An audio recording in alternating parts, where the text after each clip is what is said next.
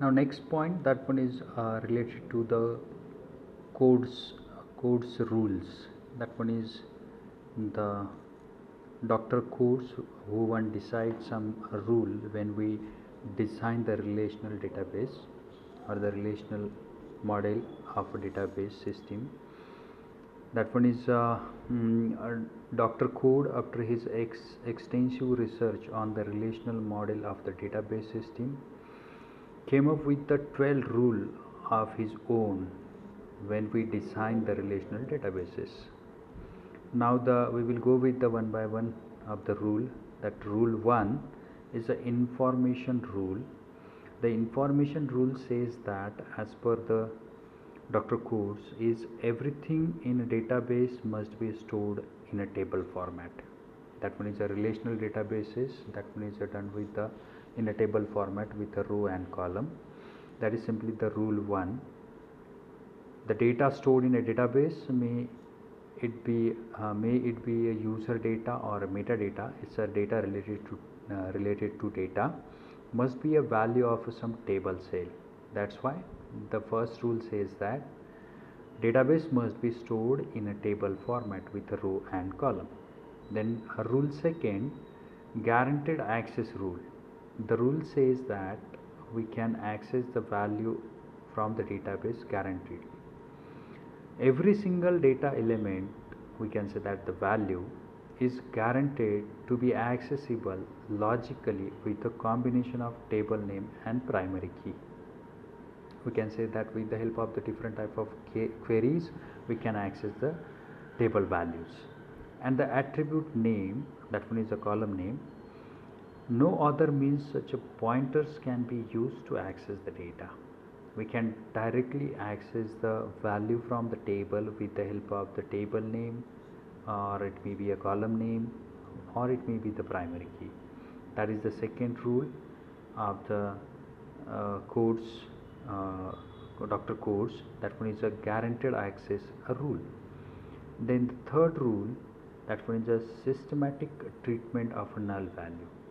If we accept the value as a null for a particular column, then we need to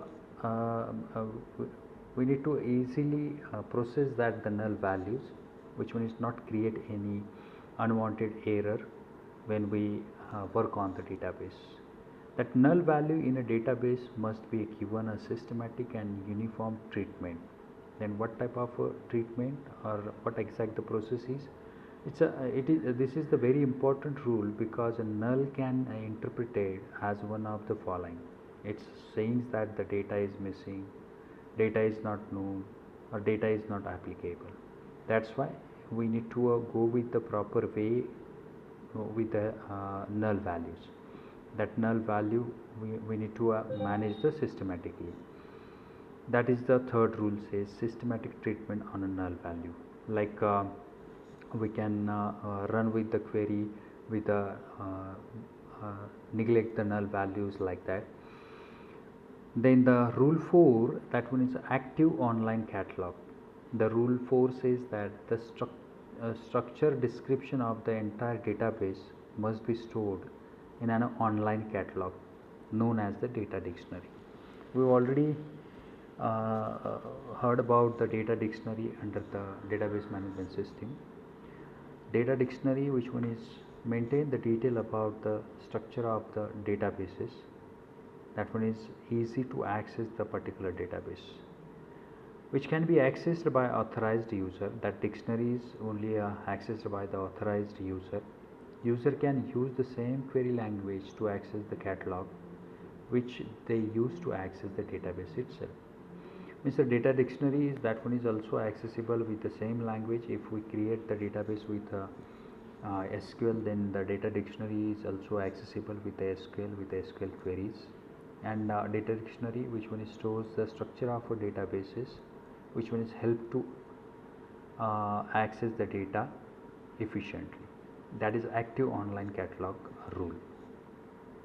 The next rule, that one is a comprehensive data sub-language rule. Database can only be accessed using a language. Means we cannot directly access the database without any language. Like without SQL language we cannot access the databases. That is the rule 5, comprehensive data sub language rule. The databases, that one is accessible with a particular language, for example like a SQL language. This language can be used directly or by means of some application. If the database allows access to data without any help of this language, then it is considered as a violation of access. That's why with the help of means when we want to access the database, that one is done with any language like SQL. That is the rule 5. Then the next rule, that means rule number 6, is a view updating rule. All the view of a database which can theoretically be updated, means we think about theoretically to update the database, that one is done with the must also be updated by the system, means that one is also executed with the particular system. That is the view updating rule. That is the way to update the database with the particular languages like SQL can update the view if the particular user think about the updation, right? Then the next rule, that one is rule 7, is high level insert, update and delete rule. Database must support the high level insert, update and deletion. This must not be limited to a single row.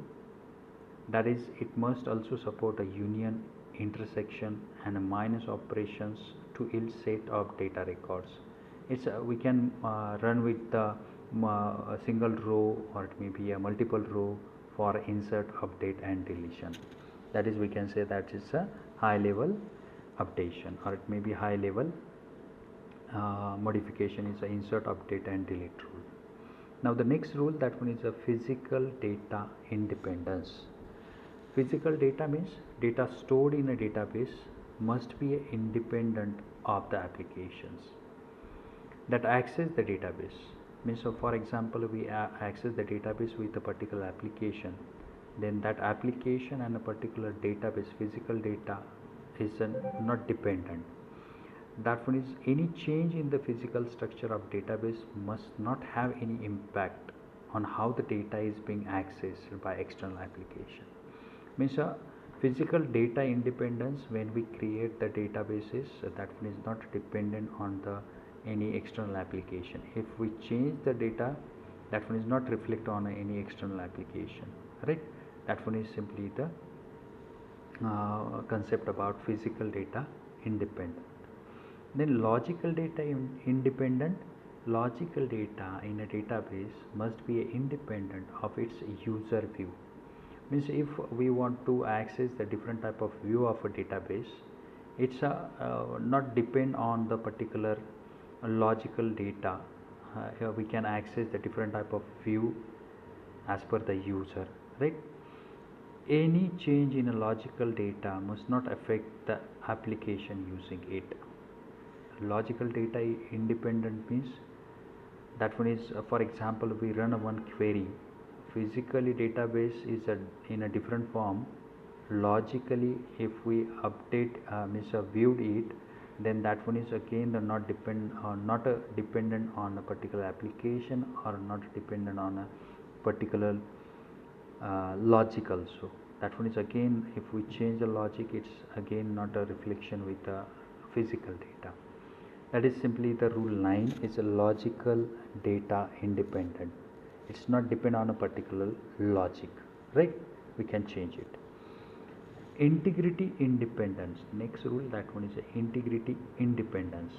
All that means data must be independent of the application that uses it. All its integrity constraint can be independently modified without the need of any change in the application. Like if we want to change the integrity of a particular column, or it may be a domain, or it may be any column, we want to change the range of the particular attributes, we can change it, and that means not reflect on the particular application, right? That is simply the integrity independent. The next rule, that one is rule 11, that is distribution independent. End user must not be able to see that the data is distributed over a various location. Like if we have a database and that database is not with a single location, it's stored in a multiple location, but when user access the data, user not uh, know about that data is distributed in a multiple location. The particular user feels that the data is accessed from the single location. That's called, we can say, that distribution independent. Always get the impression that the data is located at the one side only. This rule have been regarded as the foundation of a distributed database systems. That one is, we run the distributed database system concepts to maintain this distribution independent. That is rule 11. Now rule 12, non-subversion rule. If system has an interface that provides access to a low level record, means a particular system access the databases at the low level records, then the interface must not able to weaken the system and bypass the security and integrity constraint. Means if we give the access to a database, that access also maintain all the constraint related to a security, related to a integrity. That one is a simple way, which one is a rule 12 says that non-subversion rule. These are the 12 rule which one is Dr. Coase decides when we design the relational databases. Thank you.